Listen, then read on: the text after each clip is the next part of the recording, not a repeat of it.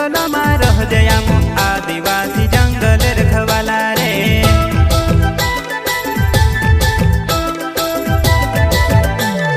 चल जंगल जमीन काजे पूजे रे आदिवासी दुनिया ने रखवाला रे।